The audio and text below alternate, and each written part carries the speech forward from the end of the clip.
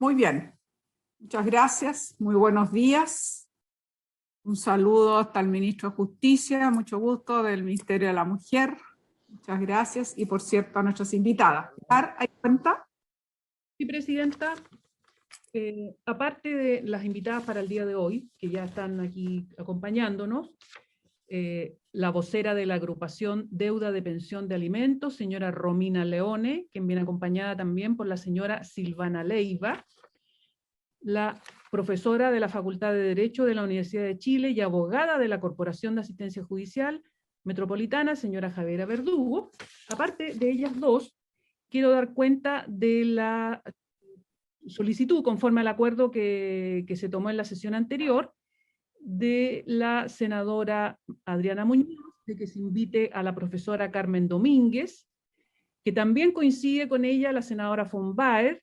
Aparte de la señora Carmen Domínguez, ella propone también a doña Carolina Salinas, del Centro de Universidad Católica de la Familia, y a María Sara Rodríguez, profesora de Derecho de la Universidad de los Andes. Y la presidenta del Senado, la senadora Proboste, propone a la jueza Mónica Geldres, para que las escuchemos en una próxima sesión. Y también quiero dar cuenta, Presidenta, que la ministra de la Mujer y la Equidad de Género avisó que va a llegar un poco más tarde porque está ella en trámites o en actividades propias de su cargo, pero que se va a conectar igualmente. Nada más, Presidenta. Muy bien, muchas gracias, Pilar. Entonces, sin más trámite, vamos a comenzar a escuchar a nuestras invitadas, agradeciéndoles, por supuesto, su participación. Ya se van a incorporando las otras senadoras, así que, Pilar, usted diga el orden de las invitadas. Ya veo a la senadora von Baer, así que está la senadora Proboste, así que podemos partir formalmente, Pilar. Entonces, en nombre de Dios y la patria, se abre la sesión. Muy bien, Presidenta. Tenemos en primer lugar a la vocera de la agrupación Deuda de Pensión de Alimentos, señora Romina Leone, acompañada por la señora Silvana Leiva también, que ellas están a cargo de esta agrupación. Muy bien, doña Romina, entonces, y Silvana, muchas gracias por estar con nosotros. Y sin más trámite, le ofrecemos la palabra. Muchas gracias. Primero que nada, decirles muy buenos días, agradecerles el espacio, porque no todos los días claramente se tiene esta oportunidad de estar representando a más de 70.000 familias que están siendo afectadas por esta situación. Así que lo primero es agradecer el espacio a cada uno de ustedes, agradecer también al Ministerio de la Mujer que ha liderado esto y a senadores y diputados de distintos colores políticos, porque este tema no tiene color político y es algo que nos alegra que no tenga, porque efectivamente han podido colaborar en pos de un bien común y un bien mayor. Así que lo primero es agradecer.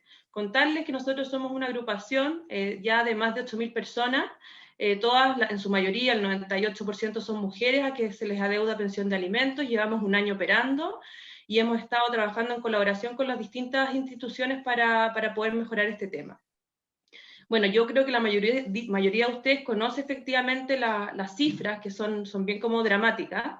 Somos el país de la OCDE con mayor cantidad de deudas por pensión de alimentos, son 180.000 millones de pesos los que se adeudan, 70.000 familias, y en nuestra agrupación nos hemos dado cuenta y nos hemos encontrado con casos que realmente son, decirlo de alguna manera, vergonzosos. Hay concejales, nos tocó un candidato a concejal que tenía deudas con 3 familias, con 3 mujeres, una gobernadora particularmente que nunca pagó su pensión de alimentos, un notario también que tampoco nunca ha pagado en 17 años su pensión de alimentos. Entonces esto, y contarles estos datos, es para dar cuenta del nivel de incumplimiento y el nivel de poca efectividad que ha tenido el Estado, y hablo del Estado porque aquí creemos que es una responsabilidad compartida de todas las instituciones que esto se lleve a cabo. Detrás de la pensión de alimentos y derechos fundamentales de los niños, y hasta ahora el paradigma con el que se ha mirado este problema es como que fuese algo que ocurre de las puertas hacia adentro, es como de expareja, es como, no es un problema social, sino que es un problema de 2 personas y eso se tiene que solucionar entre 2 personas. Cuando nosotros, por ejemplo, no pagamos las contribuciones, ¿cierto? A los pocos meses uno tiene una orden de embargo porque se entiende que pagar las contribuciones tiene que ver con un bien común. Esto es lo mismo, o sea, la protección de nuestros niños no es de las puertas adentro de una casa, nos compete a todos como sociedad. Y creemos que ese es justamente el paradigma que tenemos que cambiar y que tenemos que modificar para que de aquí en adelante no pase un día más que esta situación, que de verdad es aberrante, no se siga reproduciendo. Como movimiento hemos impulsado y hemos apoyado, trabajamos 16 medidas que lo que buscan básicamente es que una vez habiendo una, por así decirlo, una deuda que el tribunal ya está en conocimiento de que existe, de ahí en adelante todo tiene que operar de oficio de manera automática. O sea, la pregunta es si es que, por ejemplo, en una liquidación ya tenemos una deuda que se puede mirar ya por el Banco Estado y hay un convenio ya con el tribunal, ¿por qué no existe una aplicación donde automáticamente la liquidación se genere y no tenga que ser la madre la que vaya a perseguir esa situación? Lo mismo ocurre, por ejemplo, con una orden de arresto. Hoy día la mujer es la que tiene que solicitar la orden de arresto, lo más probable es que eso se demore mucho, toca la puerta, la persona dice, mira, el señor no es habido, y como el señor no es habido, la orden de arresto llegó hasta ahí. ¿Por qué no ocupar una base de datos como la que se ocupa en el caso si uno va por la calle y tienes una base de datos para verificar que tú tienes COVID? Ocurre lo mismo, o sea, que alguien te tome en la calle en una detención normal y que la orden de arresto ocurra in situ y no como hasta ahora, que la verdad que no opera y para muchas mujeres es la única solución. Entonces, en general, nuestro mensaje es pedirles, por favor, que esto lo tomen absolutamente con suma urgencia. Nosotros recibimos cientos de mensajes diarios de mujeres desesperadas que perdieron el trabajo en pandemia, que no han podido cobrar el tema del 10% y que finalmente están súper agotadas de esta situación. Entonces el llamado y el mensaje es pedirle como la mayor automaticidad, la mayor modernización y medidas que realmente sean efectivas, que caiga absolutamente todo el peso de la ley a una persona que abandona un hijo. En Estados Unidos te puedes ir 10 años preso por no pagar la pensión de alimentos. En Chile prácticamente no existe como una deuda ni siquiera en el sistema. Así que es como una deuda histórica, creo yo, de los tribunales, de los parlamentarios, del Senado, de la Cámara de Diputados y de todas las instituciones. Es una deuda con miles de mujeres y les pedimos, por favor, que se lleve adelante de la mejor manera. Eso. Muchas gracias. Y la Silvana va a complementar algunas cosas. Sí, muchas gracias, Romina. Muchas gracias. No sé si Silvana quiere, por supuesto, hacer uso de la palabra. Silvana, bienvenida. Muchas gracias, senadora. Bueno, buenos días a todos los presentes. Agradecemos a ustedes y a la ministra, al ministro por su consideración, como decía Romina, y hacernos partícipe de este proyecto y ser una voz más dentro de las miles de mujeres que representamos. Voy a ahondar un poquito en el proyecto en sí. Nosotros estamos muy de acuerdo con el proyecto. Es un proyecto que viene a suplir, como decía Romina, una necesidad y algo que está más bien escondido dentro de nuestra sociedad. Por lo tanto, está bien robusto. Sin embargo, tenemos algunas apreciaciones que me gustaría nombrarles. Muchas de ellas fueron incorporadas dentro de la Cámara de Diputados como indicaciones, donde participamos también con algunos diputados. Y en cuanto a la figura del maltrato habitual y el constitutivo de violencia intrafamiliar, sabemos que el encarcelar al deudor, y esto lo compartimos como movimiento, no es la mejor medida, dado que menor capacidad de pago tendrá este deudor, pero también sabemos que si un deudor no pide un crédito, no inscribe una casa o un auto o genera un contrato y va a ser por el mínimo, o que incluso inscriben los bienes a nombre de otra persona, cosa que sabemos que hacen y que en la práctica pasan estas cosas, la justicia se quedará sin herramientas para sancionar o para perseguir a estos deudores. Es preferible en estos casos que buscamos todas las medidas coercitivas que representan el mayor número de casos o situaciones. Una persona que no paga por 10 o 15 años está ejerciendo violencia y no tendrá la voluntad propia de pagar ahora, ni nunca, de eso no hay duda. Entonces necesitamos medidas efectivas para que estos tipos de casos también sean perseguidos y no quede a mera voluntad del deudor. En otro punto, creemos que una medida importante a incorporar es la retención obligatoria de las pensiones de alimentos a los descuentos por planillas de todas las empresas, previa revisión de los empleadores en el registro que va a operar. De esta manera, sacamos nuevamente a las mujeres de en medio de esta disputa, como decía Romina, donde la mujer tiene que estar normalmente averiguando, siendo detective de dónde está este deudor o presionando para que el pago ocurra. Necesitamos medidas efectivas de cobro y el dinero, que este dinero pueda llegar efectivamente directamente a las cuentas de pensiones de alimentos. Y bueno, considerando lo anterior, lo completo, lo robusto, lo satisfactorio que encontramos el proyecto, tenemos varias preguntas y preocupaciones. Una de estas es que nos preocupa y tenemos la gran interrogante de cómo efectivamente operará este registro, quién lo fiscalizará, quién aplicará las sanciones involucradas a las empresas que no cumplen con lo normativo. ¿Cuáles son los plazos para sancionar a las empresas e instituciones que no cumplen? Necesitamos que efectivamente las organizaciones y las personas que estén involucradas en el funcionamiento de este proyecto funcionen y cumplan. Ya sabemos y compartimos que el espíritu del proyecto es incentivar el pago de los deudores, pero también necesitamos sanciones. Debemos recordar y evidenciar que aquí se está privando a niños, niñas y adolescentes sin su derecho a alimentación y necesidades básicas.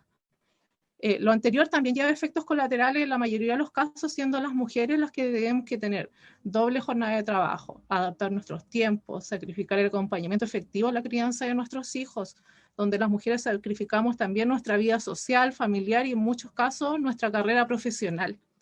Entonces, para lograr de esta forma suplir la ausencia física y económica que acarrea el no pago de la pensión de alimentos. Entonces, aquí decía Romina, un llamado a pensar en cada medida los verdaderos afectados de esto, que son nuestros niños. El deudor que no quiere pagar siempre buscará la forma de evadir.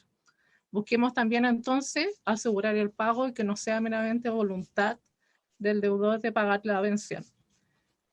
Y para terminar, creemos necesario, como dijo el ministro Larraín en la sesión pasada, que se encargue de hacerse, creemos necesario la creación de una comisión que se encargue de hacer seguimiento al proyecto, asegure su correcta implementación y, por supuesto, que como organización de la sociedad civil nos ponemos a disposición de esto si eventualmente requiere nuestra participación en dicha instancia.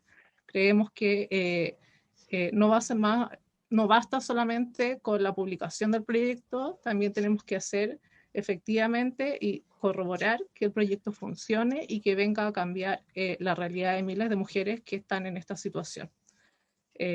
Muchas gracias a todos por habernos invitado.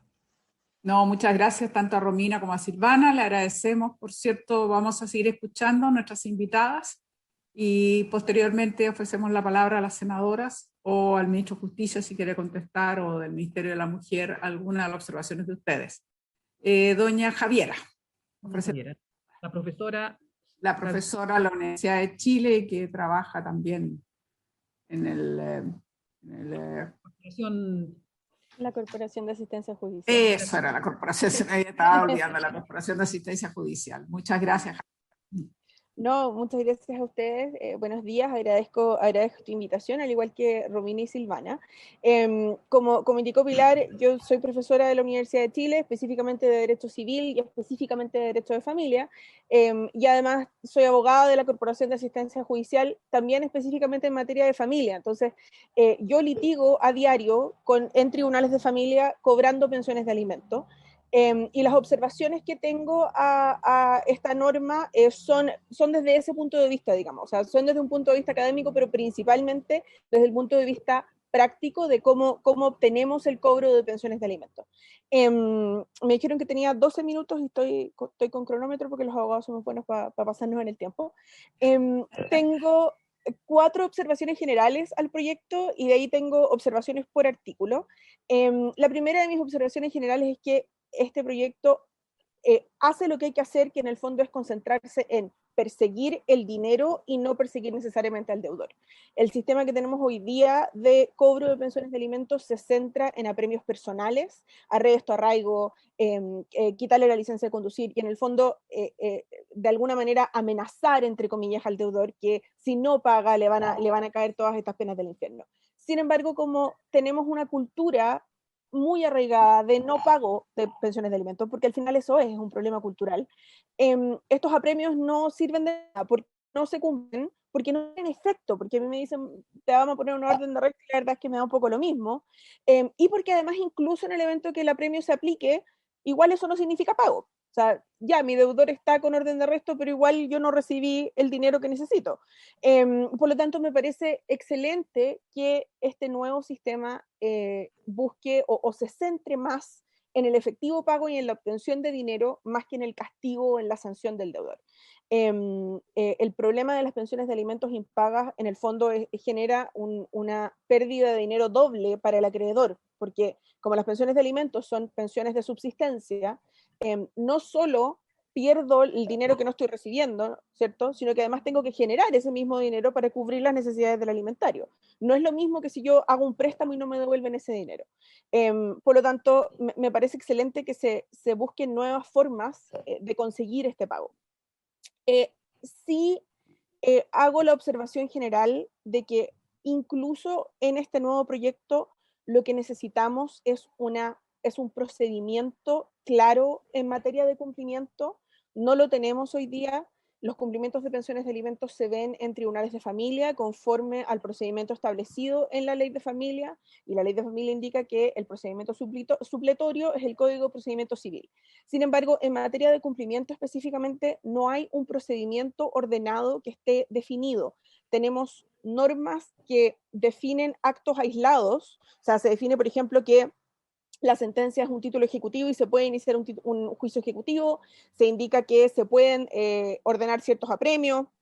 Ahora con esta norma existe el registro, se puede ingresar en el registro, pero no hay un procedimiento de cumplimiento único que se aplique transversalmente en todos los tribunales del país. Y en la práctica eso dificulta muchísimo el cobro de las pensiones de alimentos, porque si yo presento 5 demandas de divorcio a tribunales de familia, yo sé exactamente cómo se van a tramitar las 5. Si presento 5 demandas de cumplimiento, incluso en un mismo tribunal, van a tener 5 tramitaciones distintas.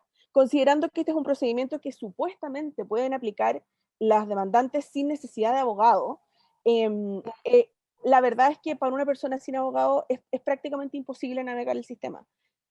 Yo lo considero difícil y yo soy abogado y además soy profesora de Derecho Civil. Entonces, sin abogado, honestamente, no hay ninguna posibilidad. Y eso se resuelve con un procedimiento claro, único de cumplimiento de alimentos. Ahora, entiendo que esta no es una norma procesal, entiendo que el objetivo de esta norma quizás es otro, pero habiendo hecho eso, sí creo que a esta norma se le pueden agregar normas recursivas, es decir, se puede regular los recursos que se aplican a las decisiones o a las órdenes que se toman conforme a ella, que lo voy a ir viendo por artículo, y creo que eso es de la esencia incorporarlo, creo que eso es fundamental para facilitar una correcta tramitación del cobro de las pensiones de alimentos.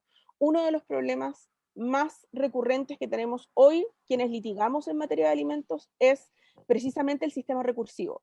Es precisamente que como no hay un procedimiento claramente regulado y supuestamente se aplica el Código de Procedimiento Civil en subsidio de la Ley de Tribunales de Familia, no queda claro cuáles son los recursos que caben contra las resoluciones que se dictan en la etapa de cumplimiento.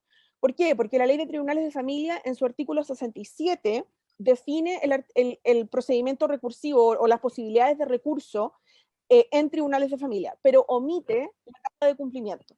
Entonces, existen tribunales que consideran que eso significa que estos recursos no caben en etapa de cumplimiento, existen tribunales que consideran que sí, existen cortes que consideran que sí y cortes que consideran que no.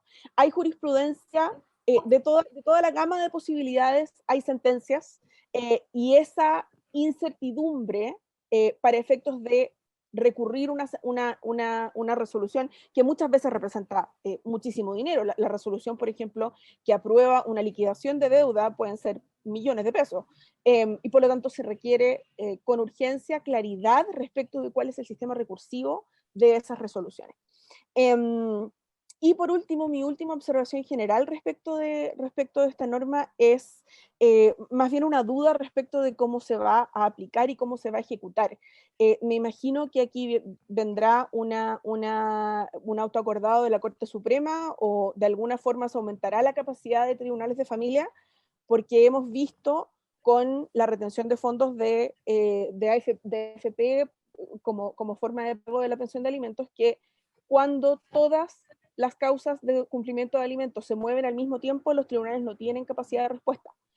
Lo dijeron Romina y Silvana, son miles de personas que tienen deuda de pensión de alimentos. Lo hemos visto en las noticias, la fila da la vuelta al tribunal, ¿no? Entonces, esta norma, este sistema de registro con estas liquidaciones mensuales automáticas, hoy día, como están los tribunales de familia, no están en condiciones de responder adecuadamente y de dar una efectiva respuesta a esta norma. Me imagino que esto se verá en una norma aparte, pero lo hago presente de todas formas, los que como usuaria del sistema, el sistema ya está superado en sus capacidades hoy, solo con lo del 10% de las AFP. Porque es primera vez que, como dije, es primera vez que todas estas demandas se mueven al mismo tiempo. Normalmente hay un porcentaje de personas pidiendo su liquidación y cobrando sus deudas. Esto es primera vez que todos salimos juntos al mismo tiempo en todas las demandas. Eso a título de observaciones generales. Como observaciones específicas respecto del articulado puntual de la norma, se modifica el artículo 5º de la Ley de Tribunales de Familia en cuanto a la acción pauliana. Se elimina, no sé si es más fácil si comparto pantalla, la minuta que tengo. En realidad puede compartir, sí. Sí. Estos son apuntes en realidad que me hice para mí. Lo que pasa es que me parece que puede ser más claro si se los muestro. ¿Se ve ahí correctamente? Sí, se ve. Ya. Este es el artículo 5º de la Ley 14.908 y lo que se propone acá es eliminar la expresión de mala fe. Mi observación es que si al eliminar con esta eliminación lo que se pretende es eliminar la exigencia de mala fe de quien adquiere bienes en la acción pauliana, porque estos son los actos celebrados por el alimentante con terceros de mala fe, con la finalidad de reducir su patrimonio, podrán ser dejados sin efecto. Ojo que se quedó acá la expresión de mala fe un poco más abajo. El artículo 2468 del Código Civil, que es el que regula la acción pauliana, indica expresamente que se requiere mala fe de ambas partes. Entonces, si lo que se pretende es eliminar el requisito de mala fe para quien adquiere bienes de un deudor alimentario, eso tiene que quedar expresamente señalado en esta norma, porque si no se va a aplicar el 2468 y ese artículo exige mala fe. No sé si se entiende, es súper específico lo que estoy diciendo, pero no sé si queda claro ahí. Lo otro que yo agregaría en esta norma es la facultad expresa para que el tribunal consulte de oficio los sistemas en línea que tiene con Servicio de Impuestos Internos, Tesorería, Previred, registro de vehículos motorizados, y creo que esos son los que tiene. ¿A qué me refiero con esto? En este momento los tribunales de familia están en línea con estos servicios que señalé, y al proveer la demanda, muchos tribunales directamente ingresan al sistema, sacan la información y lo ponen en el sistema de la causa, como parte de la causa, como actuación de oficio del tribunal. Pero la norma lo que indica es que el demandado está obligado a indicar la información respecto de sus ingresos, y si no la entrega, el tribunal deberá oficiar a las instituciones para obtener esa información. Es decir, la norma como está hoy día no autoriza al tribunal a sacar esta información de oficio, pese a que tiene los sistemas integrados a su disposición. Mi recomendación o mi sugerencia sería que incorporara una facultad para que el tribunal utilice los sistemas que ya tiene, porque hoy día estamos viendo mucho reclamo de parte de los demandados cuando el tribunal saca esta información diciendo, oye, pero el tribunal no tiene esta facultad, y es correcto, no está en la ley esta facultad, pese a que el sistema integrado en línea del tribunal sí existe. Mi siguiente observación es respecto de el artículo 7º y este requerimiento de liquidación automática mensual sin necesidad de que sea a requerimiento del demandante, del alimentario. La primera observación es que en el artículo 7 acá no se indicó periodicidad, simplemente se eliminó, se procederá a reliquidar. En un artículo posterior sí se indica que la liquidación automática debe ser mensual. Concuerdo con lo dicho por Silvana y por Romina. Me parece bien que el tribunal tenga un deber de oficio de mover estas causas y de liquidar estas deudas. Sin embargo, no creo que una liquidación mensual sea adecuada. Creo que es excesivo. Porque si miramos todo el ciclo de una liquidación entre liquidar, notificar, objetar y eventualmente recurrir la resolución, un mes se hace muy corto. La liquidación yo la pondría cada 2 o incluso cada 3 meses, para efectos de evitar que el funcionario que tiene que liquidar simplemente certifique, no puedo liquidar porque el anterior todavía no está firme, porque estamos recurriendo, porque todavía estamos objetando y todavía estamos revisando documentos. ¿Se entiende? Obviamente la pensión se devenga todos los meses y por lo tanto la deuda también se puede ir acumulando todos los meses. Sin embargo, el procedimiento para que una liquidación quede firme es más de un mes al final, en la práctica. Y por lo tanto, para evitar gestiones vacías, yo no dejaría tan cercana cada liquidación. Y aquí, este es uno de los artículos donde me parece que aquí cabría indicar cómo se puede objetar esta resolución. Yo sugeriría reposición con apelación en subsidio, pero en el fondo, ¿qué recurso le dejamos a esta resolución? Esa es la pregunta. Respecto al artículo 8, acá hay una expresión que no queda clara, a menos que se ordena la retención automática de los ingresos del demandado, y se indica a menos que este fuera insuficiente para asegurar el pago. Esa expresión no me queda claro a qué se refiere, porque sigue vigente la limitación del artículo 7 de la Ley de Tribunales de Familia, o sea, no se puede fijar una pensión de alimentos que sea superior al 50% del ingreso del demandado, por lo tanto, no queda claro en qué sentido puede ser insuficiente el monto. Y ya me pasé 1 minuto y medio en el tiempo. No, tranquila, no se preocupe. Profesora, tranquila nomás. Mis observaciones son todas respecto de las demás observaciones que tengo. Se fija un plazo de 3 años para la prescripción de la acción de cobro. Yo especificaría en ese artículo 3 años para la prescripción de la acción ejecutiva, permaneciendo como 2 más como acción ordinaria. Esa es la norma del Código Civil, y si solamente se deja en 3 años, en el fondo se limita la posibilidad de acción del alimentario. Mi otra observación es respecto de la sanción de multa para quien debe retener la pensión de alimentos, y se indica que el empleador, cuando el alimentante es un trabajador dependiente, es el empleador quien debe hacer la retención, y el empleador que no haga la retención se le sancionará con multa. En lugar de multa, yo ahí impondría solidaridad en el pago de la pensión de alimentos. Porque la multa a beneficio fiscal, si bien es una sanción y si bien, claro, es como un llamado de atención al empleador, en realidad no pone al empleador en situación de tener un interés personal, por así decirlo, respecto de la deuda. Y en los juicios de alimentos, uno de los problemas que tenemos en etapa de cumplimiento, en términos de ejecución práctica, es que los empleadores ni siquiera responden los oficios. No entregan la información que se requiere y menos van a hacer la retención. En las empresas más grandes no es tanto problema, pero cuando la persona trabaja para una pyme, cuando es garzón de un restaurante, cuando conoce al jefe y son 5 empleados y no es muy grande la empresa, es muy fácil que el empleador tome partido, por así decirlo, por su empleado. Y por lo tanto, creo que establecer la solidaridad, primero, es una medida mucho más eficiente, y segundo, bueno, genera el pago de la deuda. O sea, en lugar de una multa de beneficio fiscal, se genera el pago de la deuda directamente al alimentario. Y por último, mi última observación es respecto de la incorporación del no pago de la pensión de alimentos como delito de maltrato habitual. Entiendo el espíritu de la norma, concuerdo con el espíritu de la norma. Efectivamente, el no pago reiterado de una pensión de alimentos constituye violencia económica y es un hecho gravísimo.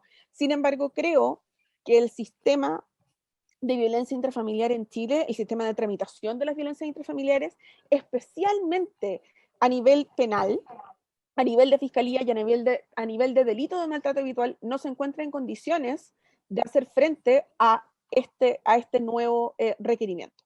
Creo que la norma que creó el delito de maltrato habitual buscaba, obviamente, hacer más serio el maltrato y la violencia, ¿cierto? Pero en la práctica se convierte en una especie de letra muerta que deja la violencia intrafamiliar como en un limbo. No es materia de tribunales de familia, pero las fiscalías tampoco las están tramitando y tampoco están pudiendo dar abasto como para hacer frente al volumen de causas que son. aumentar ese volumen hoy día, mi temor es que le va a restar importancia al problema en lugar de darle importancia al problema, simplemente porque el sistema no está en condiciones de hacer frente. No estoy diciendo que no sea grave, porque lo es, y no estoy diciendo que no sea maltrato virtual, porque lo es. Estoy diciendo, el sistema como está hoy día no está en condiciones de aplicar esta norma efectivamente, y si no la aplicamos, o sea, si vamos a aprobar una norma que sabemos que no va a tener aplicación, ¿es buena idea? Sobre todo en una materia tan delicada como violencia intrafamiliar. Entonces, ¿qué es lo que sugeriría yo en materia de violencia? Yo dejaría la norma en términos de el no pago reiterado de la pensión de alimentos constituye violencia económica y se agregará a cualquier antecedente que presente la víctima ante tribunales de familia o servirá como sola denuncia a solicitud de la víctima. Porque también puede ser que la víctima no quiera perseguir esta acción de violencia. Puede suceder que eventualmente haya un no pago sostenido que corresponda a un acuerdo informal de las partes. No debe suceder, pero sucede siempre. Por lo tanto, creo que dejar el antecedente, pero dejar esa parte de la acción en manos de la eventual víctima, sería una medida mucho más efectiva. Esas son mis observaciones respecto del proyecto y agradezco nuevamente la invitación a participar en esta discusión. Muchas gracias a la profesora Javiera Verdugo, creo que ha hecho observaciones muy importantes. Le damos la bienvenida a la senadora Adriana Muñoz. ¿Tenemos más invitadas, Pilar, o ellas eran todas nuestras invitadas? Estas eran las invitadas de hoy día, presidenta, nada más. Entonces voy a ofrecerle la palabra al señor ministro de Justicia si quiere dar respuesta, y también, por supuesto, a las senadoras si quieren hacer consultas u observaciones. Señor ministro de Justicia, también el Ministerio de la Mujer si quiere agregar algo. Señor ministro de Justicia, don Hernán Larraín, le ofrecemos la palabra. Muchas gracias, presidenta, y aprovecho de saludarla a usted y a las senadoras que integran esta comisión y agradecerles el interés que han tenido por avanzar en este proyecto. Lo mismo respecto de quienes han sido invitadas, las organizaciones sociales. Nosotros hemos trabajado con ellas directamente o a través del Ministerio de la Mujer, con quien estamos impulsando esta iniciativa desde el principio. Y también a la abogada Javiera Verdugo, cuya experiencia como profesora y dentro de nuestras corporaciones de ciencia judicial ayuda a iluminar algunos aspectos muy precisos que pueden ser de mucho interés para la tramitación de esta iniciativa. En lo fundamental, yo diría que las observaciones de quienes representan las organizaciones sociales o una organización social especial que tiene una amplia representación de mujeres que sufren las consecuencias del no pago de las pensiones de alimentos, valoran este proyecto y han manifestado su voluntad de que lo saquemos lo antes posible, ¿no? Como decía Romina, con la suma urgencia, lo más que se pueda. Y por cierto, hay puntos específicos que se pueden ir desarrollando y detallando y que son los que veremos en la discusión en particular. Rescato dos de los comentarios que se han hecho. Uno, la posición respecto del maltrato. Hemos creído entender para las mujeres que están en esta situación que el tema sancionatorio o punitivo no es su objetivo central, ¿no? Su objetivo central es realmente asegurar que se pague la pensión de alimentos, porque no sacamos nada con seguir sancionando y dándole fuerte y duro a los irresponsables, a los que no pagan, porque no ayuda a que eso permita y asegure el pago. Y por eso no valoran especialmente el tema de la forma como este proyecto, con indicaciones que se incorporaron en la Cámara de Diputados respecto del maltrato y del BIF, avancen en la dirección correcta. Y quiero a esto sumar lo que acaba de decir la profesora Verdugo, porque creo que es muy importante esa reflexión que viene del ejercicio práctico, ¿no? Más que no ser pertinente, lo que ella dice es que lo que va a hacer es agravar la difícil aplicación de las normas que hoy día existen en el ámbito del BIF. Y no vamos a ganar nada respecto de lo que nosotros queremos, asegurar el pago de las pensiones alimenticias. Sin embargo, agrega un elemento que nos parece interesante, que el no pago de la pensión sí puede ser para la persecución penal de la violencia intrafamiliar un antecedente que se incorpore en la denuncia, porque eso sí puede ser valioso para el camino de la aplicación del maltrato en el ámbito de la persecución penal. Y con lo cual creemos que eso nos despeja el tema. Lo que queremos es, como ella decía, más que perseguir al deudor, lo que queremos perseguir es el dinero. ¿Dónde están los recursos del deudor? Para eso, garantizarlo en forma del pago de los alimentos. Así es que eso nos ayuda a ir avanzando respecto de un tema que ha sido objeto de discusión y que quedó en el proyecto y que quizás pudiéramos corregir en los términos que estamos conversando. Respecto de la retención obligatoria que se produce en las empresas, efectivamente, cuando se plantea la demanda de alimentos, el juez, si alguien está acreditado, que está trabajando en una empresa, cualquiera que ésta sea, tiene la obligación de retener, salvo que el deudor garantice un pago seguro y suficiente.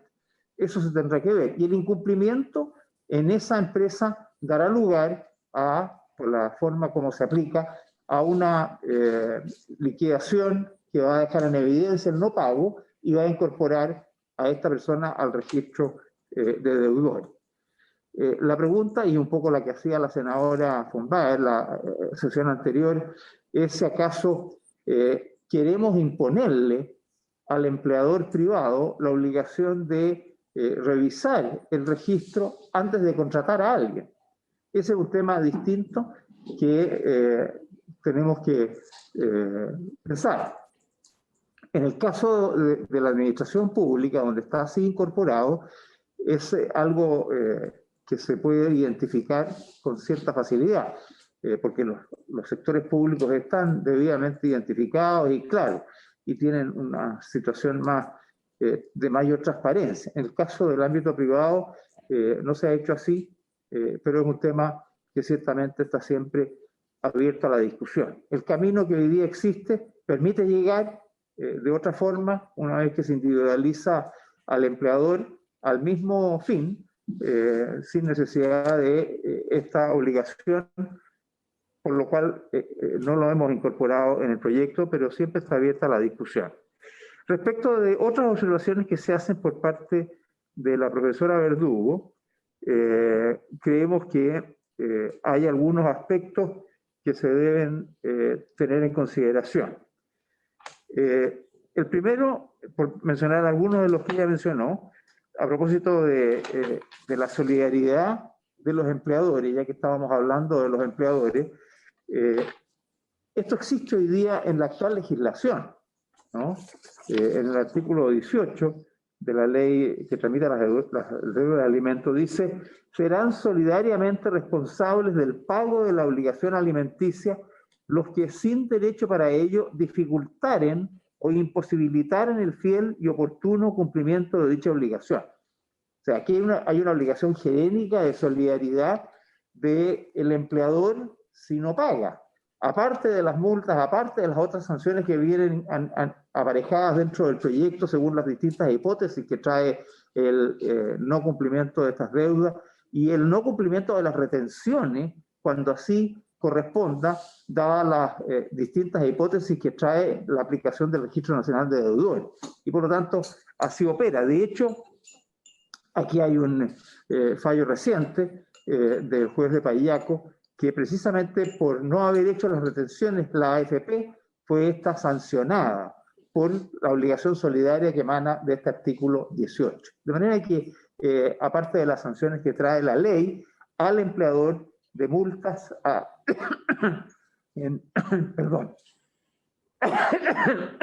de multas que van en beneficio del fisco por el no pago, por la no retención que ha hecho el empleador. Hay además una obligación solidaria que es la que surge de esta obligación del artículo 18. Enseguida, respecto del tema de la liquidación, señala la profesora Verdugo que puede ser complejo la liquidación mensual. Ahora, yo quiero aclarar algo que quizás no quedó tan fácil de entender en la explicación pasada. ¿Cómo va a operar este sistema?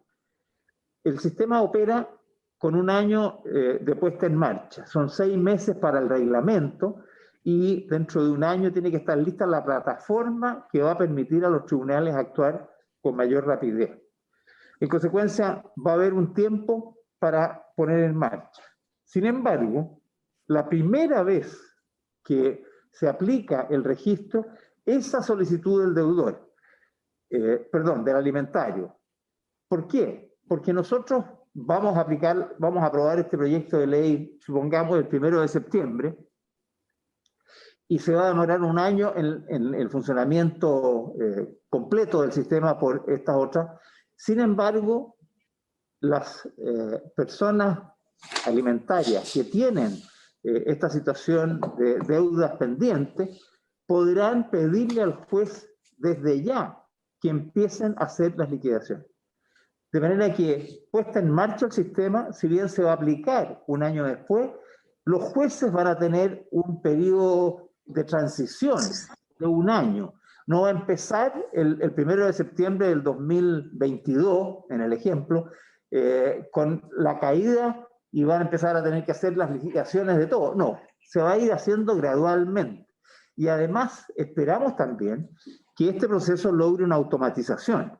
Al establecer cuentas únicas con el Banco del Estado, el Banco del Estado debería entregar la liquidación al tribunal en forma mensual.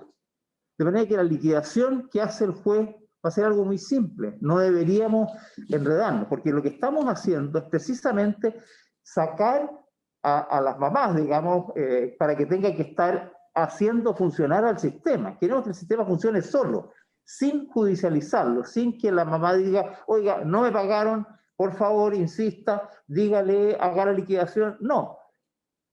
El juez mantiene mensualmente.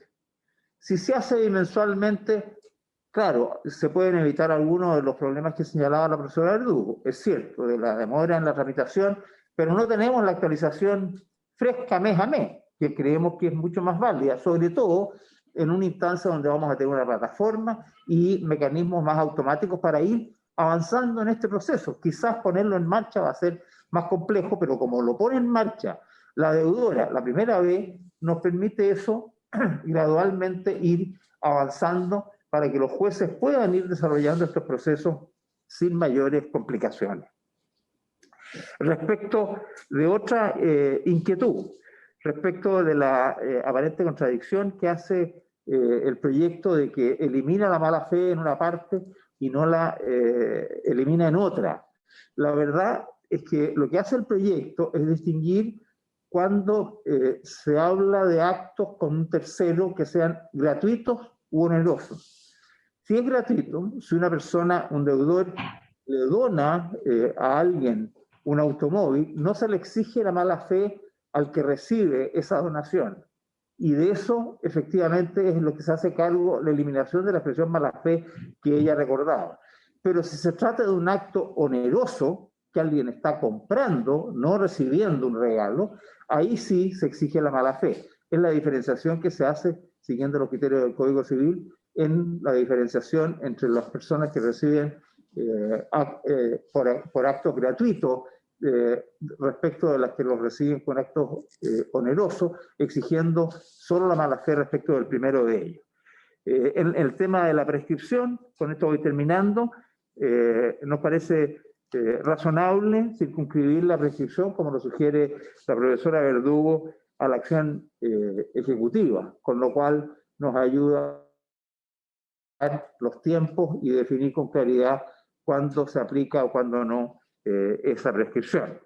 En lo fundamental, creo que aquí están las observaciones centrales que se han hecho y, por cierto, nosotros, en la medida que avancemos en la discusión general, si se aprueba el proyecto, nos permite, al recoger este debate, pensar en algunas indicaciones que pudiéramos incorporar al proyecto a vida consideración de este debate. Y por cierto, las senadoras podrán hacer lo propio, de manera que despejemos con la mayor rapidez posible en el debate en particular los puntos que se han levantado y algunos de los cuales nosotros compartimos y podemos incluso colaborar en indicaciones, otros que a lo mejor no compartimos los podrán hacer presente ustedes y sobre esa base avanzar en una iniciativa que es a todas luces urgente y que queremos nosotros hacer presente como lo hemos estado haciendo desde el principio junto al Ministerio de la Mujer. Gracias, Presidenta.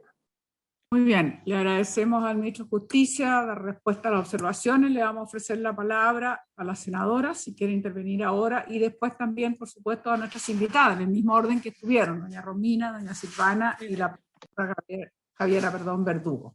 Senadora von Baer, tiene la palabra. Gracias, presidente. Yo agradezco las presentaciones y voy a hacer una pregunta bien puntual. Algo hacía mención el ministro de Justicia, a quien aprovecho de saludarlo, disculpe, ministro. Yo tengo la preocupación respecto a los casos en los cuales un trabajador no se le descuenta la pensión de alimento. Yo entiendo que hoy el empleador, según explicaba el ministro, puede terminar sancionado, pero pareciera ser de que eso no funciona mucho. O sea, no se dan muchos casos.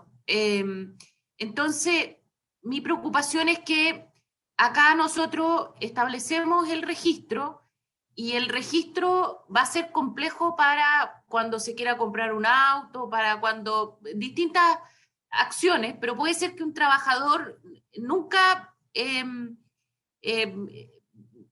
haga alguna de estas acciones que están establecidas en el proyecto y que por lo tanto nos quedemos igual con un empleador que no está haciendo la retención y por lo tanto con una pensión de alimentos que no llega. Entiendo que hoy tenemos una sanción, pero pareciera ser que no funciona. Entonces, ¿qué podemos hacer para que eso funcione mejor? Yo creo que tengo la preocupación para esa franja de personas que no pagan la pensión de alimentos, que se les debiera descontar, pero que no se les está descontando, que van a quedar probablemente en el registro, pero que eso quizá no va a tener ningún efecto finalmente y nos quedemos en la misma situación. Quizás hay algo que yo desconozco, pero sigo preocupada respecto a ese tema. Gracias, presidente. Muy bien. No sé si alguna otra senadora, si no le damos la palabra a Romina, como dije, Silvana y después la profesora Verdugo. Romina, tiene la palabra. Muchas gracias. Muy breve. Solo decir que concuerdo plenamente con todos los comentarios que hizo el ministro de Justicia, Hernán Larraín, y solo agregar que para nosotras como movimiento y representando distintas realidades, es tan importante perseguir el dinero efectivamente y las transacciones que el deudor pueda realizar, como que los apremios que hoy existen sean efectivos. Para algunas mujeres igual va a seguir siendo la única alternativa la orden de arresto. Y uno puede decir, sí, no ha funcionado, pero millones de veces, y doy fe de eso, no funciona porque el sistema no está hecho para que sea efectivo. No es lo mismo que te vayan a buscar a tu casa, que tu mamá diga, ¿sabes qué? Ya no vive aquí, a que tú andes por la calle pensando que en una detención normal te puede un carabinero decir, páseme su carnet de identidad y usted está en una base de datos. Eso ejerce una presión.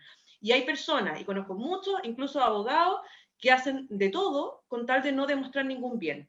Entonces, esta ley va a salir y va a salir la trampa. Por ende, es súper importante que abordemos los dos frentes. Eso es lo primero. Y lo segundo, respecto al tema de las prescripciones, hay casos, en el mío, por ejemplo, son 17 años de incumplimiento, ¿ya? Y un juez podría decir, mira, de tus 17 años, lo dejamos en 3. Eso no es justo ni para mi hija, ni para mí, ni para ninguna mamá que ha tenido que lidiar con esta situación. Yo abandoné mi causa hace 7 o 10 años, porque me cansé de batallar con el sistema, como decía Silvi, de trabajar, criar a mi hija y además hacer de detective. La verdad que las energías se me acabaron y hoy tengo la solidez económica, emocional para estar liderando este movimiento, no preocupada de mi causa, preocupada de la causa de todas las mujeres. Entonces, pedirles por favor que consideren que son muchísimas las mujeres, porque el registro va a operar una vez que la ley salga y no es retroactiva. No nos podemos hacer cargo de eso, no podemos, una persona que lleva 17 años no pagando, paga 3 meses y no entra en el registro. Pero esos 17 años hacia atrás no pueden pasar sin pena ni gloria, porque sería injusto para miles de mujeres.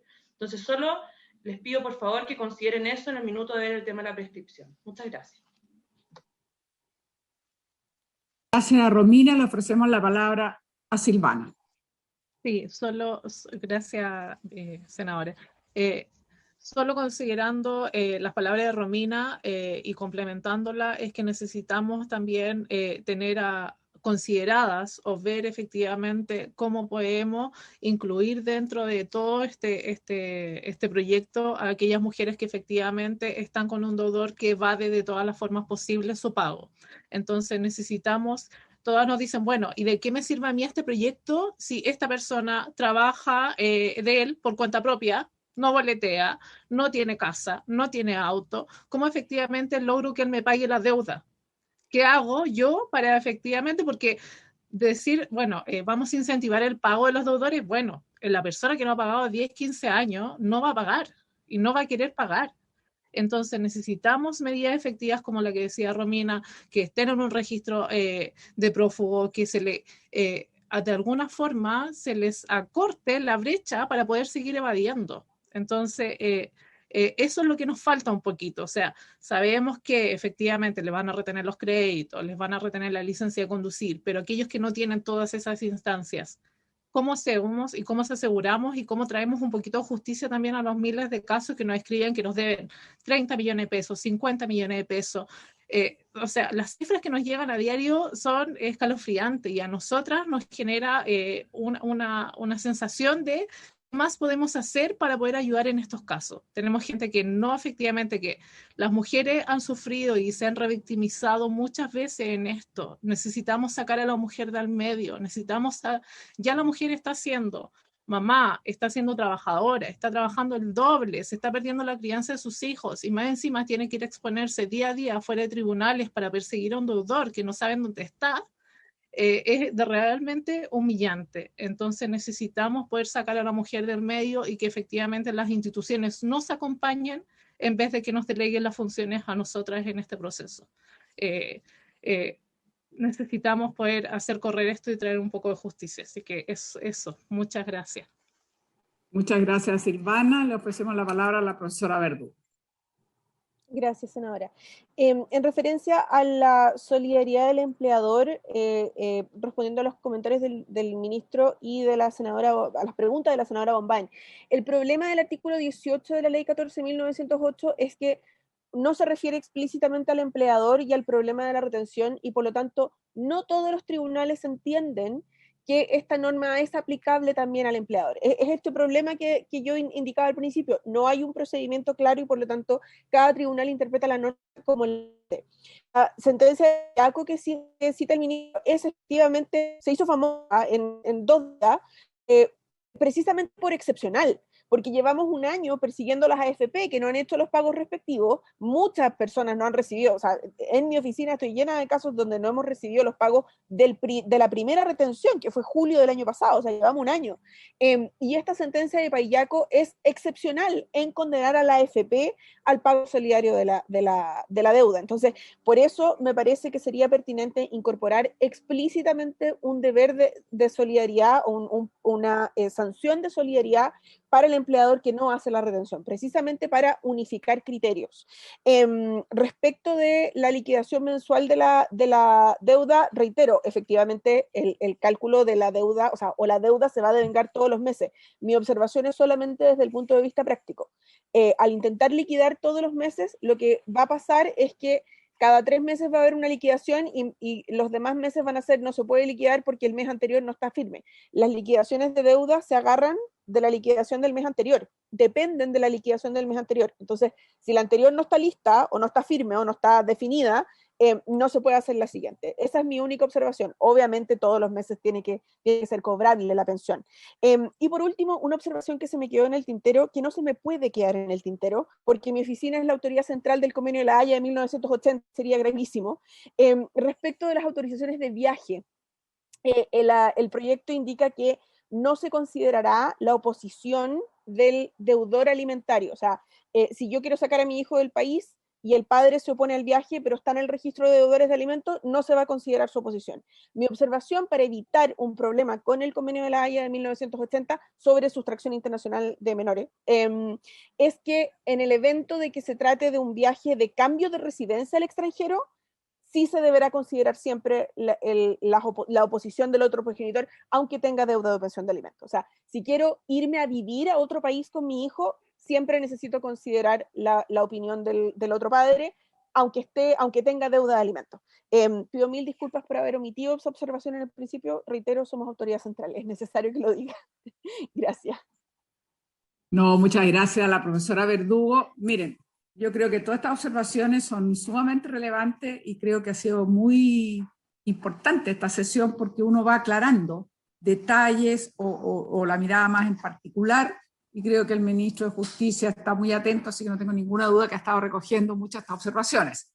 Yo quiero señalar dos cosas. Primero, consultarle a las senadoras, si les parece, podríamos votarlo en general, y eso no obsta que en la siguiente sesión vamos a seguir escuchando. Ellas mismas han sugerido más nombres y por supuesto estamos en la mejor disposición.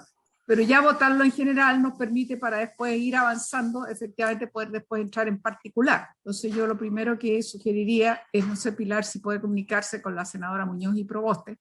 Veo que están presentes, aunque no con la Cámara, y podríamos votarlo en general, que creo que sería un avance. Entonces la primera consulta le quiero hacer a las senadoras.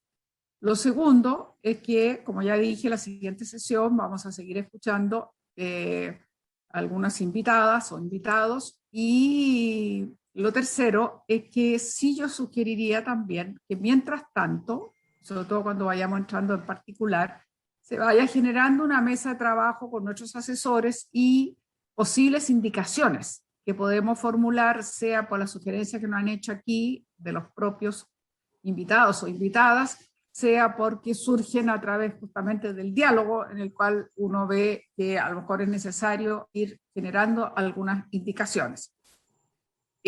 Antes de ofrecerle la palabra a las senadoras para la votación, yo querría preguntarle al ministro si también tiene algunas observaciones a su vez al informe que hizo la Corte Suprema, porque yo entiendo que ahí hay un informe de la Corte Suprema y que puede ser que haya inquietud, digamos, en torno a la aplicación de este proyecto. Ahora, no sé si las senadoras les parece votarlo en general ahora o votarlo la próxima semana, una vez que hayamos concluido la siguiente sesión, que tenemos a 3 personas invitadas por sugerencia de las propias senadoras. Ofrezco la palabra, senadora Fombal, senadora Muñoz. Yo feliz que lo votemos ahora, presidenta. Sí, yo también estoy de acuerdo, presidente, en votar ahora.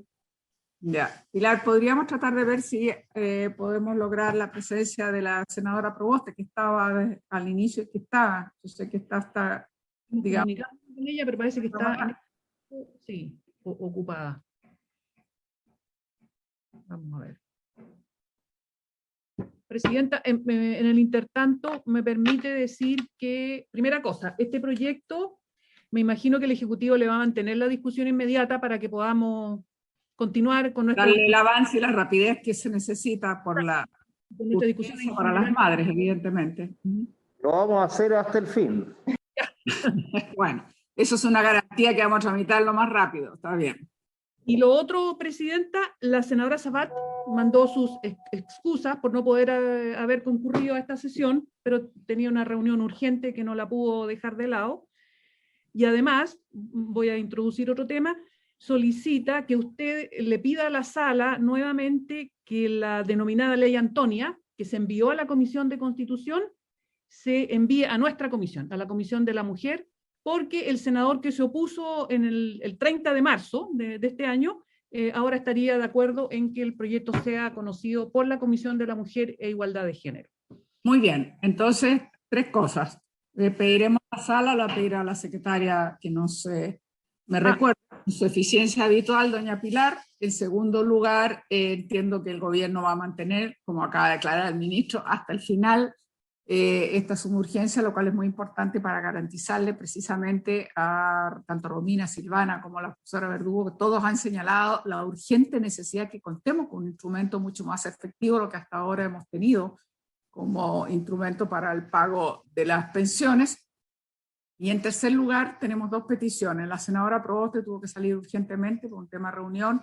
La senadora Sabat por el chat nos avisan de que tuvo problemas y no pudo asistir, entonces solicita para la siguiente sesión. Yo le pediría entonces a la senadora que lo dejásemos para la siguiente sesión, votarlo en general, ya que 2 de nuestras colegas no han podido, y estoy segura que tienen el mayor interés en votarlo en general. Así que, siendo así, si hay acuerdo, perfecto. Entonces, si hay acuerdo, vamos a votarlo en general la siguiente sesión al término de haber escuchado.